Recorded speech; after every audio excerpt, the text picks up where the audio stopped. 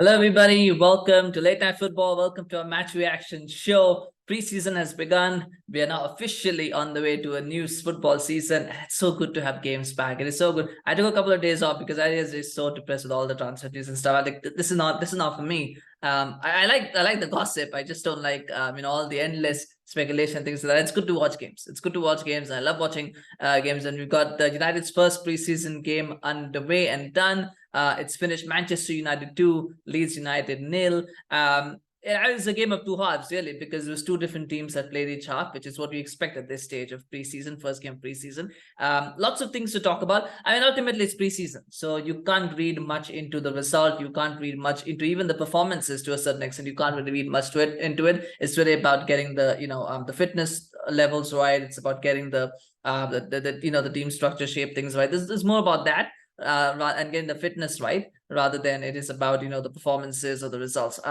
But that being said, I think we can make a few inferences, and I think the biggest inferences that I can make is how the team played in the first half versus how they played in the second half. And I thought the second half team played much more like Ten Hag like in the first than the first half, and maybe that's because the second half the team is a little bit more sort of cohesiveness because those are teams that have those are players that have played together at youth level, they played academy level together, so they can know each other's games, whereas the first half players probably didn't know. There's still a few new players, a few mix of young players and old players, and they probably don't understand each other's game as well. But that was one thing to see. I thought the cohesion in the second half was really, really good, and that's something that managers like, right? Managers like players who can, you can see that it's probably put a bit of work into modifying the game, into molding the game into the way that he wants them to play. And I thought that's shown through in that second half.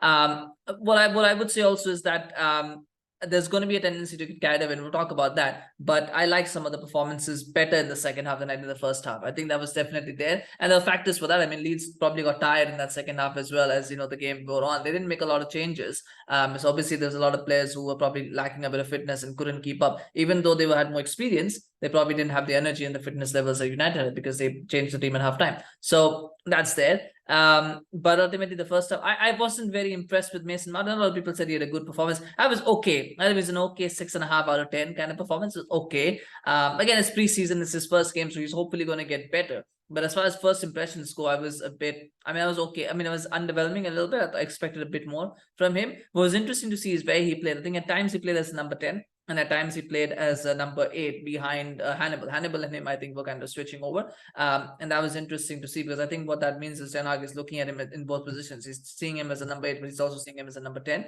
And so maybe he could sometimes be the replacement for Bruno. Sometimes he'll probably play alongside Bruno. It'd be interesting to see how he is used. But I think the fact that he was playing in two different positions today suggests that maybe there is a plan to kind of use him in different roles, which was good. I thought Varane and Martinez looked a bit rusty. Again, expected. Martinez is coming back from injury. Varane is coming back into season.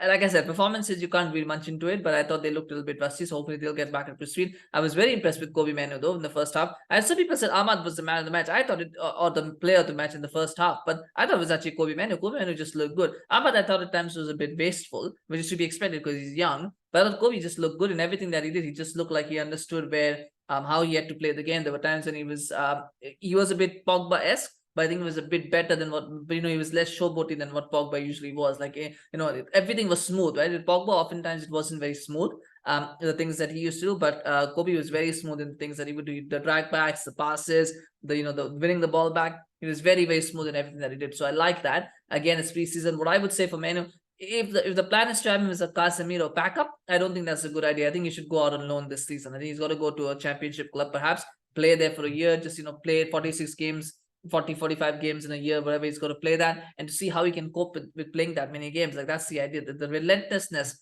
Like I've always said, this is easy to play 1-2 games, one game a week. That's one thing. But when you have to play 40-45 games at a high intensity, that's when you really know what the player is all about. So I hope he goes out on loan to the championship. I'd like to see him go out on loan. Ahmad was good, but on that performance, I'm not sure if he's done enough to convince Ten Hag that he deserves a chance in the first team. I'm not sure. I would like to see Pellistri playing as well before I make a judgment on who would be the one to be kept. But I thought Ahmad was okay, but wasn't very standout. Sancho was very poor, but the problem with Sancho is that he's playing as a striker when he's not a striker. So you've got to be considering that fact that he's playing as a striker when he's not a striker. You can't judge a player playing out of position especially when that position is not at all his natural position. So I wouldn't read too much into that. What was clear is that Ten Hag needs a striker. He needs some striker to come in because Sancho is not going to be that answer. But I thought Sancho, he was poor. But what do you expect? He's playing as he's playing as a striker or a false nine, but he's not a false nine. He's a winger.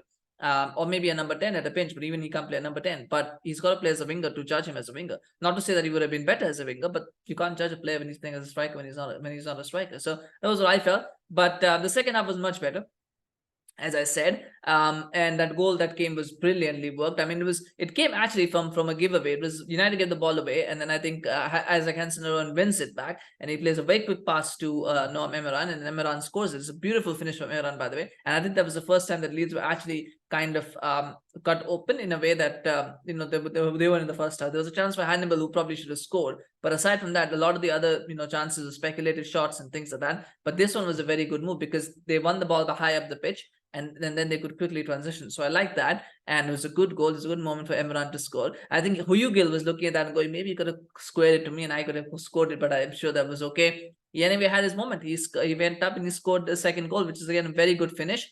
Those are very difficult finishes, by the way, because you're very close to the goalkeeper. It's very easy for the ball to rebound of the goalkeeper and go somewhere else. But it's a very, very composed finish.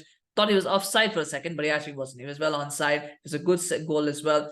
And again, here there will be a tendency now to start saying, well, these guys should be given a chance to the first team. I don't think so. I think Hugill's got to go out on loan as well. Again, send him out on loan to the championship, to a club where he can again play 40, 45 games, see how he does in that sort of environment. Is he ready for that level? Because I don't think he should be playing, he shouldn't be kept at the club. I don't think he's going to play a lot of games. He shouldn't be a backup striker anyway.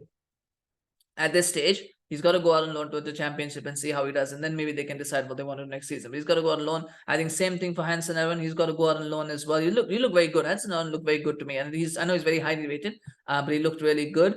And then I think Charlie Savage was a little bit disappointing. I thought, a lot of times his ball wasn't sticking for him. His first touch let him down on quite a few occasions. There were some nice passes, but I still felt there was too much Englishness in what he was doing, and that he was trying to do the Hollywood passes. There were a lot of back passes. I think he needs to add more to his game if he really wants to have a shot at playing at United. He's got to add more to his game. I think what he is right now, I don't think he is at the level that's needed. Again, a loan for him would probably be the right option as well. Maybe a championship club, a League One club. He's got to go there and he's got to try and find himself. I think again he's got to do that as well. And same thing for Emeran. Emeran is actually 20 years old. So he's actually quite old when you consider young players. I think he's already quite old. So at 20, I think he's got to go on loan as well. Possibly to maybe he needs to go to Ligue 1 or somewhere else, but he's got to play first team football. And I think all of these players that we saw in the many of the young players, I think they're ready for loans. I think Will Fish as well, Reece Bennett as well, they've got to go out on loan. I mean, same for Fernandez and Rutter. They all need to go out on loan. They need to find. I don't think you can make judgments and say, well, keep them and give them a chance. I don't think all of them are going to get a chance. And it doesn't make sense to keep players and play them for 2, 3, 4, 5 games a season. No, you got to let them go play 30, 40 games a season. That's what they've got to look at doing. So I think they need to go out on loan. They need to find players, clubs that can go. I wasn't very happy with Brandon Williams. I still think Brandon Williams at left back stands out as a sore thumb because of his right-footedness. He's not. The thing about having a right-footed left back is that only works if you're going to play as an inverted fullback, and then you can cut inside and do that. Brandon Williams wasn't really playing as an inverted fullback. He was still playing as an out-and-out full left back where he was trying to overlap and do those kind of things. You can't. It doesn't work. It doesn't work if you're going to do that. Maybe he was trying to underlap, but I don't think he did a very good job of underlapping. So I think, now that I think about it, he was trying to underlap, but he just wasn't very good at it. So I think he needs to play as a right back, and if he doesn't want to play as a right back, then they've got to find a solution to kind of just sell him or do something with him because he's a massive wages that absolutely doesn't make any sense. At 22 years old, being that he should have been part of that under-21 squad for England, and he wasn't. So clearly he's not good enough, and I don't think he'll ever be good enough for Manchester United. So I think right now they're just playing him to kind of see if some club will be interested in taking him on loan. But he was probably stuck out the most because the others pretty much had good games or decent games. But anyway. That's what it is. Like I said, it's preseason though. Performances don't really matter much. Results don't really matter much. It's about getting the fitness. We talked a little bit about things. I mean, just take that with a pinch of salt. But I mean, even what I said about Brandon Williams, I think the fact is that it's still first game. He's got to get some time to settle in as well. Maybe he'll be better in the next game or the game after, but we just don't know. It was good. It's good to get football back, and that's what I can say. It's good to have the football back. and it's really great to have that. So 2-0 it finishes. It's a wonderful win for Manchester United. Congratulations to all the United fans, of course. Let's see how the next game will be next Tuesday. But in between now, we're going to have more and more preseason games. So we'll be doing match reactions for that. So please do subscribe to our channel, to follow us on Facebook, Twitter, Instagram to get notified as soon as these things drop. If you're watching this on Facebook, you can also give us a star to support our channel. We'd really appreciate it if you do. So please do consider doing that. But do smash a like if you enjoyed this video. Share your thoughts, and we'll see you again soon. Take care. Bye-bye.